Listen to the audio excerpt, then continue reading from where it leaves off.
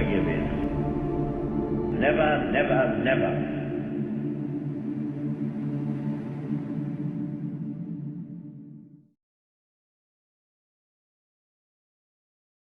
It is Saturday, the 3rd of August 1997, and at Great Blenheim today will be the opening of the Auxiliary Units Museum later on. In the meantime, Ron Chisnell and John Warwick are privileged to have the company of Arthur Gabbitas, who's come up from Rayleigh today in order to discuss his wartime career with the Auxiliary Units. Good morning, Arthur. Good morning to you. Perhaps we could take you back to September 1939 and you could put us in a picture about your life at the outbreak of war. Well, I was working in London at the time, and I heard the announcement of the outbreak of war around a friend's house, and wondered what would be the outcome. And it was not until November 1940 that I was called up, and during that period I endured some of the bombing in East Ham, where my fiancée lived, and I often stayed at her home in the dugout all night during these raids. Of course, that was from September 1940. In November, I was called up into the Royal Corps of Signals, and being a linotype operator, hoped to have been a teleprinter in the Signals, but they allocated me to the wireless section. So I went to Catterick for 6 months, training as a wireless operator. Arthur, did you have any specific technical training that made you suitable for the Royal Corps of Signals? No, only so far as the interviewer said that as I was in communications as a printer, it seemed a natural career to follow in the army. So I finished my training, and then we were all put into the battalion, waiting to be allocated to our units, and of course at that time most of them were going overseas to Egypt and that area. However, as they called out the names and numbers, 5 of us were called out and were told that we were going to auxiliary units near Swindon, and we were afterwards given these rail travel directions, and on reporting to the RTO, the Railway Transport Officer, he said that there were only 2 trains a day to Highworth, so we wondered where we were going. After the long journey down to London and then on to Swindon, we reported to the RTO there, and he said that we should wait to have transport brought out to pick us up. So we waited some time, and this truck came with the designated number 490, and it took us back through the countryside to Highworth, which is about 7 miles away. And there the driver said he had to stop in the town square to pick up the RSM. After waiting a short while, this short stocky chap staggered to the truck, obviously having a little bit too much to drink, and he had a whippet dog with him, which he shoved up into the van, and we wondered what sort of outfit we were going to end up with. So we carried on to Coleshill House, 3 miles away. Now this was a Palladium mansion occupied by the Playdell Bouverie sisters. They were connected with newspaper family, and the army had commandeered the mansion, and the sisters lived in the small private part. When we arrived there, we were driven into the stable block, and by that time it was dark. This was after an all-day travel from Catterick, and the driver took us up into a stable block and told us to make our bed for the night on bunks and straw palliasses, and it was dark, and I still remember Slim Guy, a lanky chap, saying thank goodness for that, and sitting, laying down on the bunk and lighting up a cigarette, and we all sort of made a restful end to the journey. Can I come in there a minute? Yes. Before we go on to the next day, or your next memories at Coleshill, can I just take you back a bit? Your training in the Royal Corps of Signals, was that as an operator and as a technician? No, it was just as a wireless operator. As a wireless operator? Yes. We had our month square bashing in the normal way, and then we had the 5 month, the course was 5 months as a wireless operator. And you were then qualified and sent off to the AUX units. Now, when you left the Royal Corps of Signals depot, training depot at Catterick, did they tell you anything about the AUX units? No, nothing was said. We had no idea what it was, and with those ensuing happenings with the RSM, made us even more in a state of wonderment. Do you remember what your army number was? 2355011. Okay, we'll take you on back to your first night at Coleshill then, if we can, or what happened after that. Yes, when we awoke in the morning, there were these notices around the shelves and things, no smoking, and there were boxes of grenades and what have you, which sort of made us apprehensive of what happened the previous night with the smoking.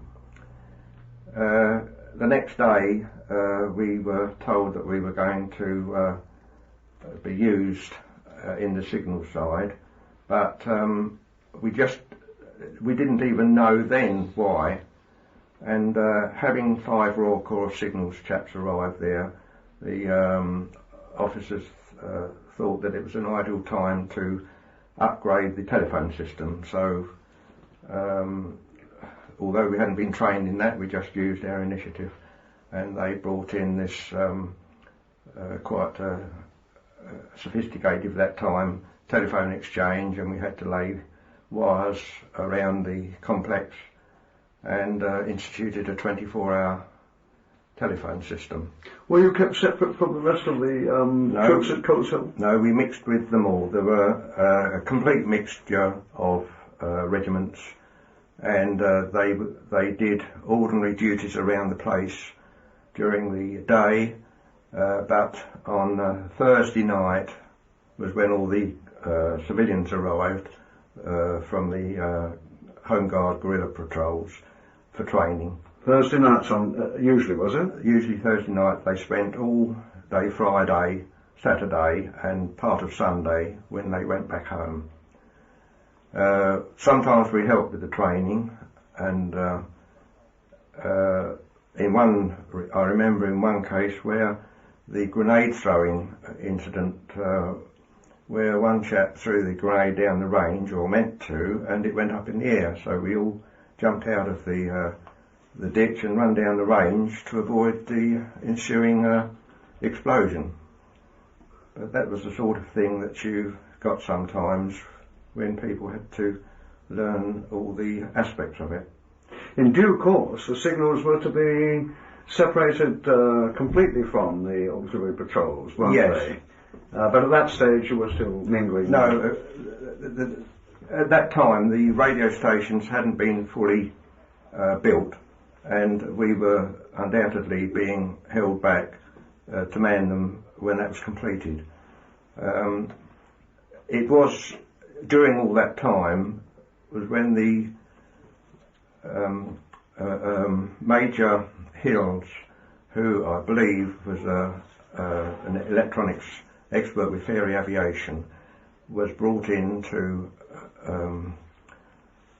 set up this section, and he supplied names of members of the Radio Club of Great Britain who were in the forces, and they were brought back to Hundon, which was at that time Bachelor's Hall, where was the signals headquarters, where they had to design this special set and set up a production line.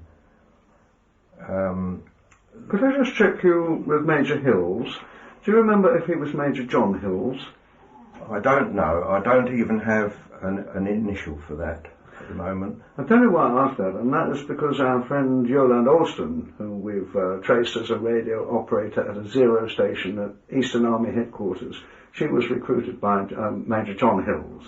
So it sounds very much as though he may have been the leading light in the creation of the radio units. Yes. The setup at Hundon, these chaps devised this. This was about half a dozen of the main hams devised this set, and they obtained the parts commercially. The case was a metal one, made by the Metal Box Company of North London. The valves and things were at that time bought commercially. The vibrator pack and its transformer were made by Master Radio, and there was money allocated for all this. So the set, first of all, was named the TRD, and the RD was taken from Ron Dabbs, who was one of the leading hams. Later on, Major Hills was replaced by Major RMA Jones, and Ron Dabbs and Major Jones were quite high up in the electronic side of Philips. So the set itself was designed by Radio Hams. Radio Hams. From commercially available materials. That's right. I think I wanted to just stop you there a moment, because it's my impression as a layman that that set was well in advance of anything else available at the time. In other words, when I spoke to experts at the various ministries a few years ago, they all told me that it was impossible in those days to have a portable RT radio set. That you could have RT, but you needed a great big bank of batteries, and they were suitable for tank warfare only and heavy lorry warfare only. Whereas your hams designed a portable, concise RT unit with a range of 70 or 80 miles, as far as I understand it. That sounds a remarkable achievement. That was the extreme. Most of the sets operated from anything from 10 to 20 or 30 miles, but the longest distance achieved was 64. And of course it depended on the terrain, and sometimes the zero stations were on a high.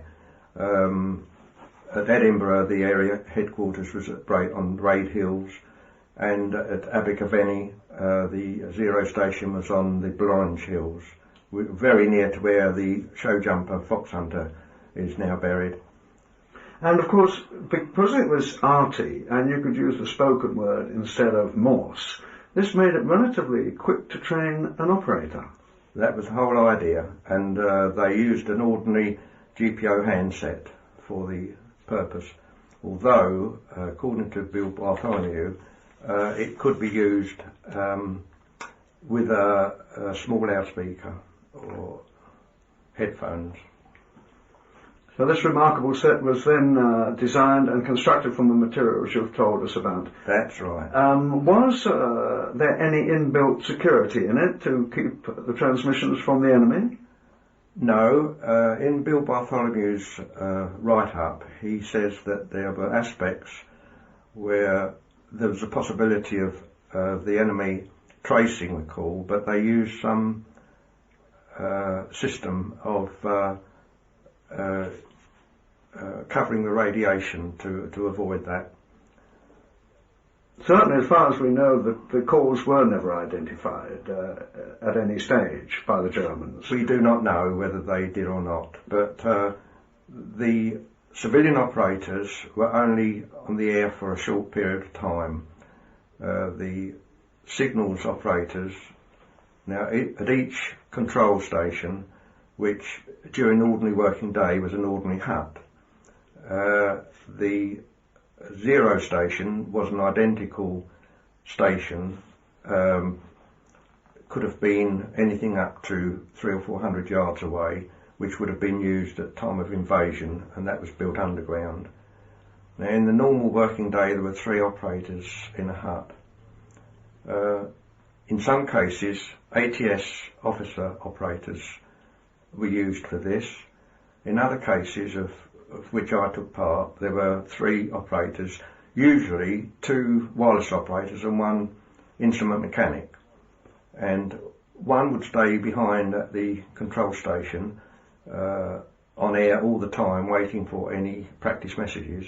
The other 2 went out every day in a small scout car with newly charged batteries, because the set didn't have any electrical connection from the mains. It was fed by an 85 amp hour large accumulator battery, and we used to take several of those out and visit either 1 or, if possible, 2 stations each day to replace the batteries, because once if an invasion had happened, we would not have a chance of recharging or replacing those batteries, whereas the control stations used to have a generator where we could keep our batteries on full charge all the time, because we were on air all the time.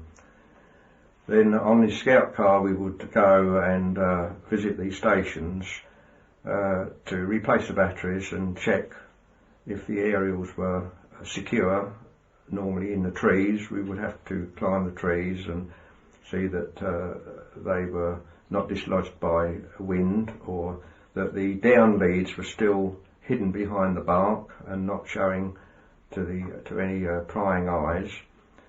Sometimes these journeys were rather awkward, because they obviously were made in daylight, and although they were usually in a hidden place in woods or somewhere, we had to be careful in leaving the scout car in a position where it didn't attract too much attention. On the other hand, we had 2 heavy batteries to carry to each station, so it left us with a problem that we had to sort out according to if we saw anyone in the vicinity. Of course, this problem was more awkward where some of the sets were in private houses, in their attics, or in an outside toilet or something like that, where we had to be careful that we weren't seen by neighbours or anyone who happened to be passing. Usually these places were in a place where this was more easily done, but 1 or 2 places were in village centres where it was a difficulty. If I can just go back to the power units again, the zero stations had their own generators, so that was fine, and if the army headquarters, where they usually were, had to move, then the generators would have gone with them, presumably. But in the outstations, they would have had 2 accumulators as power, and that would have given them, what, maybe a fortnight or 3 weeks of modest transmissions? Yes, it depends on the length of the transmission, but it wasn't expected to have lasted over a long period. So really, that does limit the amount of time that the auxiliary unit patrols underground could have maintained contact with the army headquarters or wherever the zero station was. Yeah. I think the idea of the War Department was that on the initial landings, the element of knowing what they were doing was the main point. That if landings had been more successful and gone farther inland,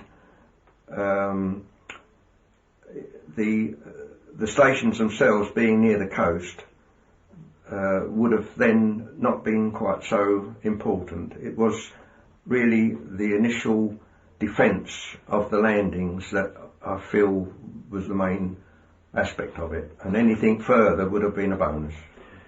That sounds absolutely good common sense in its day, wasn't it? Yes.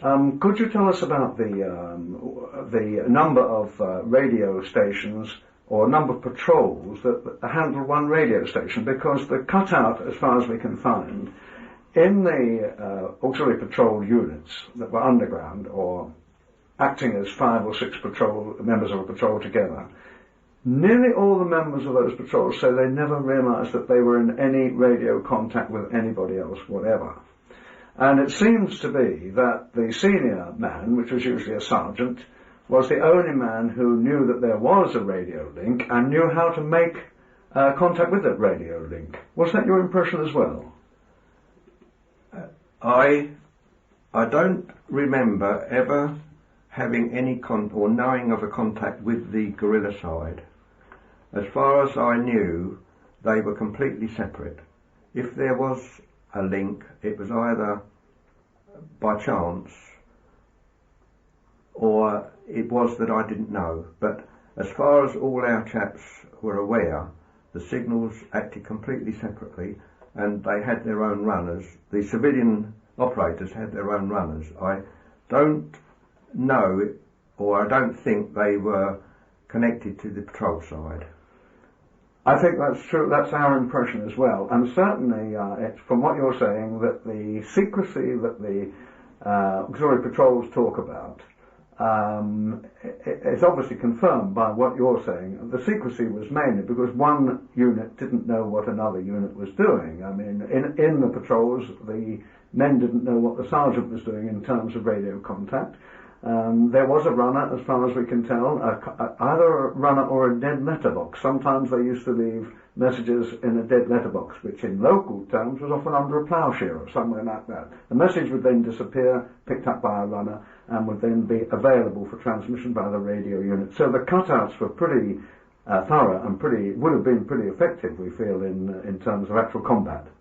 Yes, I understand from some of the researchers delving into the public records that the number involved in the communication side were more than 3,000, and that included the runners and operators. How many runners were with each station, I have no idea. I understand that there were in the region of 170 to 200 outstations. That varied according to the area. Down in Winchester, when I first went there, there were about 7 stations, but they added to those, and the final maps that I have managed to assemble from Elf Ellis, who was the sergeant in charge of the area, show that there were near 12 stations on the Winchester network by the end of the build-up. And of course, farther up north, the stations there weren't so many. There were 6 in Lincoln. So that did depend on the area that was thought to be the most vulnerable. Yolande Orson seemed to think that your job was a fairly risky one, climbing the trees. I think she said that they lost one of their service personnel because the rope that he was going to climb the tree, used to climb the tree, had been in the back of the truck that they were using, and accumulator acid had got onto the road. This is true, and I was involved in that because when I told you earlier that I was at Coles Hill, when the stations then became needful of the operators, I was sent to Winchester, later to Buckland St Mary, near Taunton, And then when this accident happened, I don't know if it was in the Lincoln area or associated, but I was moved to Lincoln to cover for the chap who had been killed. As you said, the acid went into the rope, and I don't know if it was the Lincoln tree. That is the point, because the tree that we used at Lincoln was a very, I call it a dog of a tree.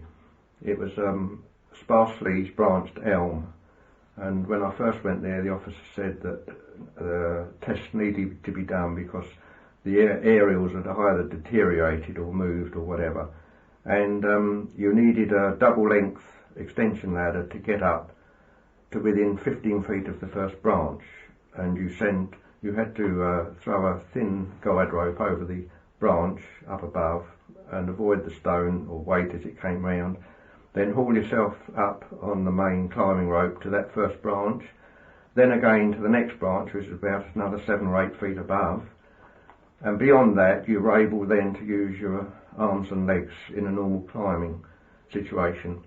And having got up there, I was up there 7 hours that day, because once you were up there you didn't want to do the exercise again.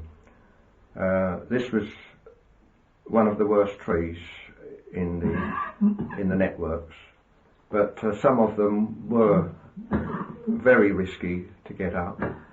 Others were spreading chestnuts were very handy types, but on the other hand, the branches moved quite a bit, and you had to be careful how you strung the aerials up, which were just normal copper wire and attached to the branch by strong twine.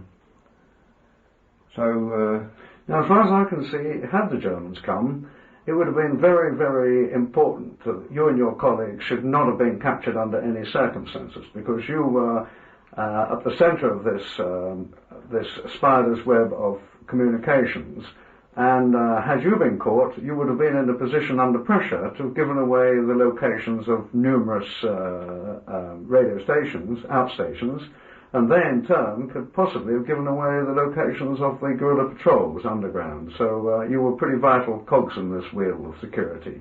That would have been the case.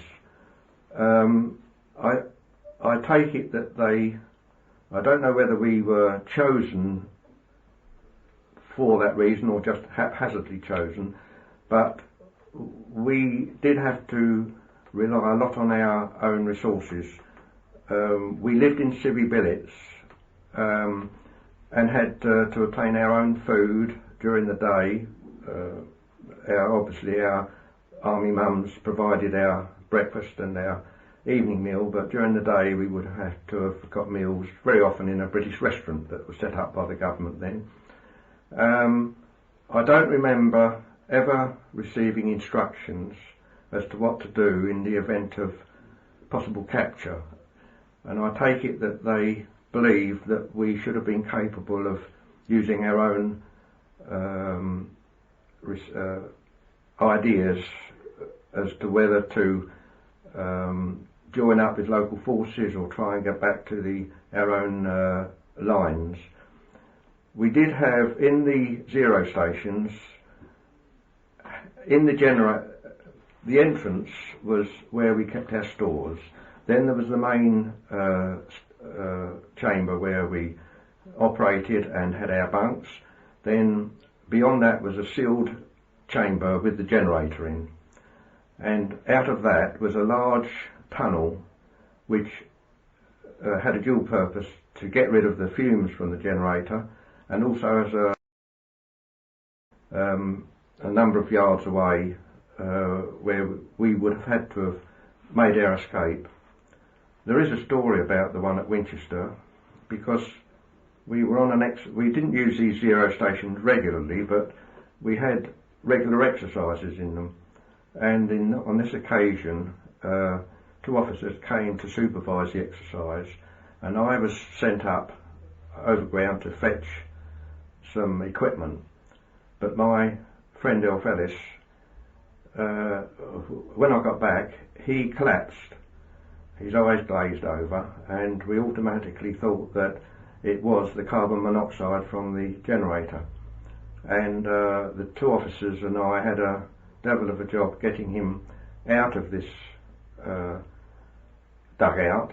It was a straight up ladder, and in fact the hiding place was under the cold frame in the garden of Pitt Manor at Winchester.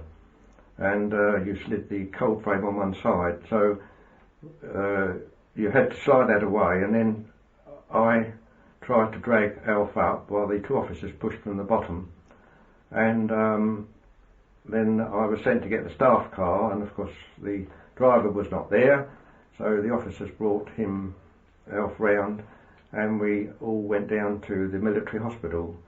But as there were no staff on duty, we then went to the civilian hospital, where we spent the night with oxygen, recovering from the carbon monoxide fumes, which was rather annoying because Alf and I were at one end of the ward, and the two officers were chatting up the night nurse, who was a very nice red-headed person. However, there were some bonuses every now and then. apart from the British restaurant food. We thought that the dry weather had shrunk the earth, and that the fumes had leaked outside the generator part and leaked around the outside of the hut, which was similar to the Anderson shelters that were in London for the bombing. And we think that the fumes came around the outside and then leaked in the living quarters. So that was another near scare. Do you know of any zero stations or outstations that are still in existence? Yes, Stuart Angel has written the book about the Sussex resistance, and he has uncovered the zero station at Shipley. Actually, my best friend, who now lives in Middlesbrough, he operated from that station and met his wife down there at Coolham, and that has been discovered, and Stuart has, I believe, dug it out, and it's been refurbished, and there's a picture of it appears in his book. Were you operating in uniform throughout your service and in army vehicles? Yes. We were wearing working uniform, not normal army uniform as normally on parade. And so you were at Winchester, and then you came up to Lincoln. No, Buckland St Mary. Buckland St Mary. Now that dugout was built at the end of the Blackdown Hills at Carston Roche Farm, which is an old Roman site. There's a hollow at the end of the hills, and the farm is in the hollow, and the dugout was let into the rim of the hollow. The concrete base of the hut still exists, so I understand. Royal Engineers Construction, was that? That was so, yes. And in East Anglia, do you remember the location of any establishments in East Anglia? I'm afraid not, no. Apart from the not the actual sites, but I know that Les Parnell, who was another ham, he operated from Ousden or Ousden, which is near Bury St Edmunds, and that was one of the main stations. And there were others, I understand, at Great Maplestead. They were outstations, were Hockley in the Essex area. Tell me about the men that were recruited, or the personnel that were recruited for the outstations. Have you any idea how they were selected at all? No, I just understand that the intelligence officer would have found some highly reputable person to have taken the job on, and then perhaps from word of mouth, perhaps expanded from there. On the other hand, that would have meant that each operator knew who the other was, so it might be that that wasn't the case. But it was, I think, generally speaking, the intelligence officer just sorting out certain people. but in fact they were very varied. So from the security point of view, there would have been no real advantage in selecting people with previous knowledge, for example, radio hams. Whilst they would have been all of the right personality, they would all have been known to one another and vulnerable as Very such. likely, yes. Yeah. Yes. Do you remember any of the code names that were used? I tell you very briefly why I asked that question. We've had an anonymous call recently from a very authoritative lady who was quite clearly an outstation operator, and she won't tell us her name. I don't know if you came across any ladies as outstation operators, but her code name was Bowling 4. And she was in the North Norfolk or the Lincolnshire area. It would be a remarkable coincidence if you'd ever come across her. I obviously, we didn't, there were very few of the operators that we met. We just visited the site, and I think I only remember meeting two. That I was in Lincoln, and unfortunately I can't even remember the code name of our network. That is failing memory, I'm afraid. But Bowling doesn't ring a bell, unless it was Norfolk. But there are a number of names that I know and have traced. There was Omar, Golding. This was down on the south, on the Winchester area, and Churning. But other names very often were taken from villages or towns and used in a different area to cause problems. There was Staining, was another, Gorey, Barnack. Did they ever familiarise you at all with the code that they used? Because they, as far as we can tell, they had a sort of rotating code. They spoke in plain language. They tended to favour agricultural or rural communication, so that to an interceptor they would sound a reasonable conversation about farming matters or something such as that. But the codes meant certain things. That pigsty one day meant a tank, and the next day it meant a motorcycle or an anti-tank gun or something like this. And they rotated this code. But either the people that we've met have kept it very close to their chest, or they genuinely don't remember how the code, how frequently it was changed, who composed it, so on and so forth. Did you ever come across the code at all? I'm embarrassed to say that I can't remember any of the codes. Now, if we can go back to, how are we doing for time? If we go back to the situation during the war, it seemed from what we've discovered from the auxiliary patrols that they simply got more and more efficient as the threat got less. Once the immediate threat was over in 1940, the standards of efficiency and training continued to improve all the time, and that far from giving up on the auxiliary patrols, the authorities kept the pressure on them to continue their training and their administration and their equipment and to become more and more efficient. The radio networks were set up relatively late, it seems, certainly after the 1940 period anyway, immediately after Dunkirk. They weren't available then.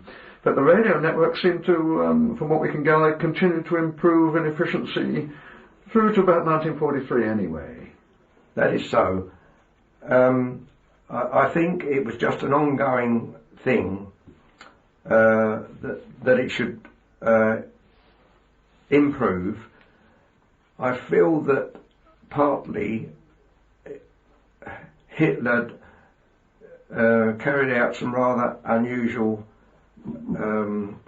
exercises, and it may have been thought that he might do something really unexpected. I was watching a program recently about Bomber Command, and they were saying how they raided certain places, and it was mentioned that there were plans, even in 42, to have made surprise attacks or something. And I believe that, apart, as I say, from the fact that the organisation was there and the people concerned obviously carried their jobs out and improved it, that one never knew whether there may have been a necessity for it later on. Could you remember at all when the heat went off your training and you were thinking about standing down? No, it seemed to be an ongoing thing. We received no indication that they were thinking of closing it down. But in fact, on D-Day, the day before D-Day, we took part insofar as all our stations were on 24-hour go, and we carried sending out messages all the day and all the night, with the idea of confusing any listening posts that the Germans might have been carrying out. Certainly until mid-44 you were still very active. Yes, I was at Lincoln at that time, and I knew something was going on for the very fact that we had been asked to do this long period of sending out messages, coded messages, and of course being in bomber country, all the Lancasters were assembling in a much greater number than we had in the previous bomber raids that were being carried out. So we had an idea that something was happening that day. Is there something that you've got on the checklist there that you think is important? Only so far as a personal thing that happened at Winchester when my wife let me know that she'd received call-up papers. Up to then she'd been in a reserved occupation manufacturing officers' uniforms, and I said that I didn't want her to go in the forces, so I said we'd get married, and we just had 3 weeks in order to get the bands called, and I applied in the usual way that you have to in the army, getting your commanding officer's permission, and I expected my leave pass to arrive usually a week before, and it never arrived, and I kept on to the chap in charge. If he'd phone up headquarters, he said it would come the next day. And so it carried on until the day that I was supposed to be going home, and when he phoned headquarters at last, he found that the clerk dealing with the matter was on leave himself, so the thing had been overlooked, and we were told to go to the local military. Well, the trouble was that we had no contact at all with other military. We were all on our own. So when he and I presented ourselves at the barracks, they wanted to know what regiment belonged to, which we couldn't tell them, where we were stationed, which we couldn't tell them, and when we told why I was there, they thought that we were pulling a fast one, and it wasn't far from us being locked up as spies. Having been there, I think, 3 hours, being interrogated, we finally gave them our intelligence officer's phone number, which we were not supposed to have done, who corroborated it, and I was given my leave pass, which was obtained very late in the evening when all the train services were stopped or very far in between, and I managed to get home about 3 o'clock in the morning, where my wife and the family were all ready to cancel the marriage and everything. It was a new thing. It gives a little aspect of how we were so apart from other military. Yes, indeed. It was amazing to me to hear that a lady could be exempt from national service by getting married. That this was It was at that time. They weren't calling up married women. Yes. Tell me, after you had been demobilised, when was that, by the way? What happened was on the stand down, which I believe was September, because there are records in the Public Records Office showing details of the networks from June. So it was from either June to September when the signals stood down. 44? In 44. And then we were returned to Catterick for retraining because we had been out of touch with signals procedure. And then we had this retraining program then allocated to other units. And at that time, the Burma campaign was at its height, and there were 4 training battalions at Catterick in the signals, and they made up a 5th one, and 5 of us were asked to stay as instructors, which I was only too pleased to do. And so I was at Catterick for 18 months as a sergeant instructor, teaching other young lads as wireless operators. And then I was finally demobbed in July 1946. You had skills as WT as well as RT, did you? Yes, yes. And that qualified you to be an instructor? Yes. And Arthur, well, thank you very much indeed, Arthur Gabbitas. It's been marvellous to hear your records, and we're very grateful indeed. Thank you. Well, we're going to continue now with any other memories that you may have of those days, Arthur.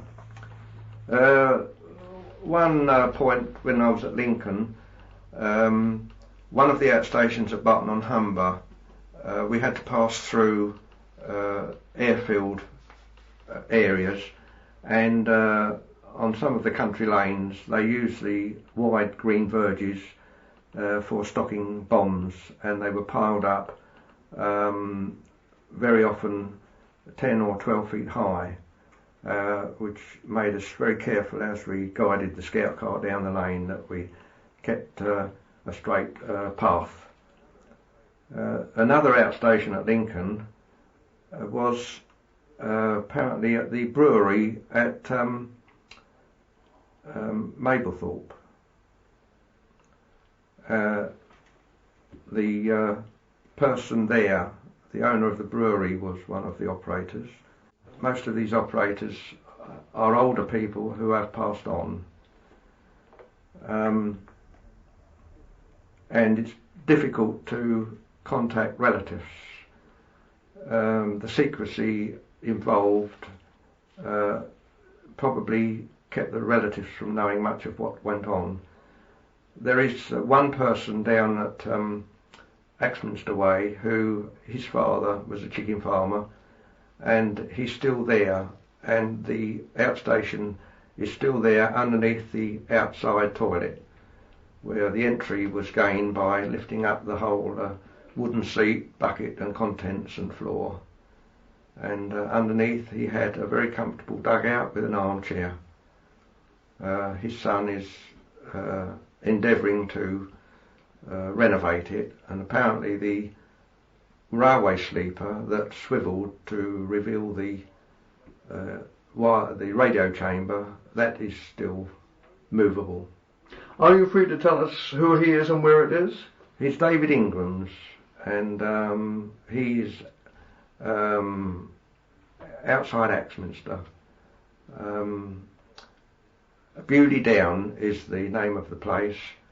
I think that is just the name of his house, but there doesn't seem to be any name of a village or anything, so it must be an out-of-the-way place. Have the Defence of Britain project been in touch with you at all for your memories and reminiscences? Indeed, it seems as though I am the link person involved with a lot of this, because constantly I'm being referred to me. Most recently, someone up in Elgin in Scotland, and before that, Alan Watson down in Hampshire,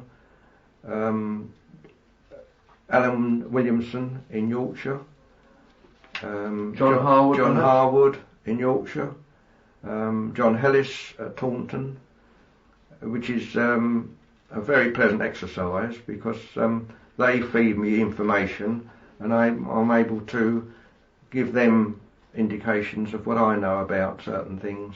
After 50 years, more than 50 years, your memory is quite phenomenal in my experience, and we're very grateful for that. Tell me, when demobilisation came, as a skilled and experienced member of the Royal Corps of Signals, did they ever come back to you afterwards? Did any of the security services approach you afterwards for further work, or...? Not at all. You're saying that reminds me that when the stand down took place and we were still gathered at Coleshill House, the major in charge was trying to make use of our unusual resource bearing by trying to get us established in embassies around the world. They felt that our security teaching was enough to provide some form of security wherever we might have been. But unfortunately that fell through, and that's why we were returned to Catterick. And so you went to Coles Hill for stand down, did you? Yes. Back to Coles Hill. That is where I have that large group photograph of all the signals. That was the end of 1944? I don't exactly know when, but I take it's around September. Was it your impression that there were any records still at Coles Hill? Because there is a theory that the auxiliary unit's records are missing because they were burnt down when Coles Hill was burnt down in 52. Is that a possibility? It has been said that someone left Coles Hill at the end of the war with a large amount of paperwork. I wouldn't know that. That's what someone said. People, researchers at the Public Records Office have been searching for different items, and one person has found quite a number of quite a lot of information, but was unable to find any maps of the networks. On the other hand, another person I'm in contact with has found maps of the network, and he sent them to me, which I felt was going to help me immensely in my assembling of my maps that I have built up. Unfortunately, the maps which were drawn by Major Jones, in a lot of cases are wrong, from my own personal experience. Now, whether he assumed that was where the networks were, or whether he's going on what he was told, I wouldn't know. But undoubtedly he has made some mistakes. When were you demobilised? In July 1946. I guess if it had been a year later, they would have enrolled you for the embassy work, because the Cold War was about to develop then, wasn't it, in 47? Yes. And I don't suppose your skills would have been allowed to escape if it had been a year later. Yes. That network that you were a part of would certainly have been valuable in embassy communications, which built up to be a very sophisticated and secret organisation, and for which you and your colleagues would obviously have been ideally situated. Yes. Okay, Arthur, well, I think probably it's time we called it a day. And thank you again very much for coming to see us today. Thank you very much.